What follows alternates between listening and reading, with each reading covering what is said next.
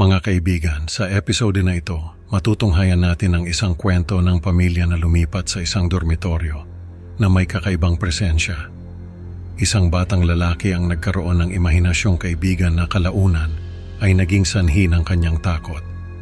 Sa kalagitnaan ng gabi, nagising ang pamilya sa mga yapak at isang lalaki na tila aswang na sumisinghot-singhot sa pinto ng kwarto ng bata. Ano nga ba ang tunay na pagkatao ni Kuya at paano niya nailigtas ang pamilya mula sa panganib?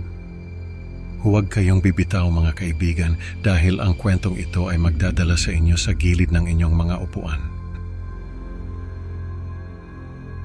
Magandang araw sa lahat ng nakikinig. Ako po si Sir Nestor, nagtuturo sa isang kolehiyo sa Manila. Itong kwento ko ay nangyari noong 2019. Kasama ko rito sa kwento ang asawa kong si Marites at ang nag-iisa naming anak na si Nathan. Nagdadalawang isip pa nga ako kung isusulat ko ba itong kwento na ito kasi baka hindi kayo maniwala.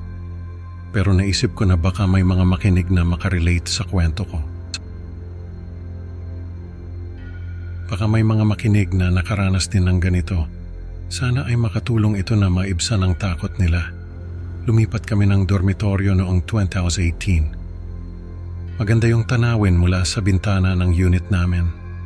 Parang nasa probinsya lang. Nung una ay nagustuhan ni Nathan yung lugar. Sabi niya, parang daw siya nasa probinsya ng lolo niya. Pero nung tumagal ay nagkaroon ng imahinasyong kaibigan si Nathan. Pinangalanan niya itong Kuya. Hindi ko alam kung bakit Kuya ang napili niyang pangalan. Pero nung una ay hindi naman kami nag-alala ni Marites. Sabi namin baka naiinip lang si Nathan dahil wala siyang kalaro. Pero nung tumagal ay nagiging dahilan na ng takot ni Nathan itong si Kuya. Nagsimula siyang magkwento tungkol sa mga laro nila ni Kuya sa mga sulok-sulok ng dormitoryo. Parang alam na alam daw ni Kuya ang bawat kanto ng dormitoryo. Nung una ay laro lang daw ang ginagawa nila. Pero nung tumagal ay natatakot na si Nathan kay Kuya. Kasi raw ay may mga matang nagliliwanag sa dilim itong si Kuya. Isang gabi ay nagising kami ni Marites dahil umiiyak si Nathan.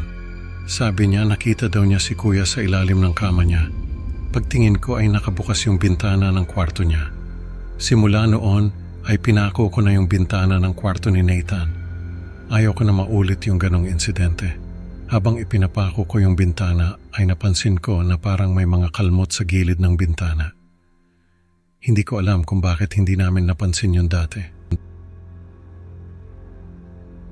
Isang gabi natutulog kami nang marinig namin yung mga yapak sa labas ng unit namin. Bumangon ako dahan-dahang binuksan yung pinto. Hawak ko yung baseball bat na nakatago sa ilalim ng kama namin. Pagbukas ko ng pinto ay nakita ko yung isang lalaki na nakatayo sa harap ng kwarto ni Nathan. Dahan-dahan niyang binubuksan yung pinto, tapos ay parang sinisinghot-singhot niya yung hangin. Nung makita ko yon ay naisip ko na isa itong aswang. Tumakbo ako, hinampas ko yung aswang sa ulo. Nagising si Marites, nagsisigaw siya. Nagising din si Nathan, nakita niya yung aswang na nasa loob ng kwarto niya. Nakipagbuno ako sa aswang. Ang lakas niya, ang bilis niya. Hindi ko siya matamaan ng maayos pero napansin ko na parang may mga anino sa likod ng aswang na parang nagmamasid lang. Hindi ko alam kung ano ang mga yon, pero sa tingin ko ay mga kasama niya yon. Kinaladkad ako ng aswang palabas ng bintana. Hindi ko alam kung paano niya nagawa yon. Pero nung nasa labas na kami, ay naramdaman ko yung malamig na hangin. Nalanghap ko yung kakaibang amoy ng bulaklak na hindi ko maipaliwanag.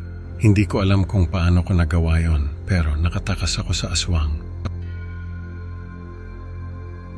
Pagpasok ko sa unit namin, ay nakita ko si Marites na yakap-yakap si Nathan. Sabi niya ay lumabas daw yung aswang sa bintana.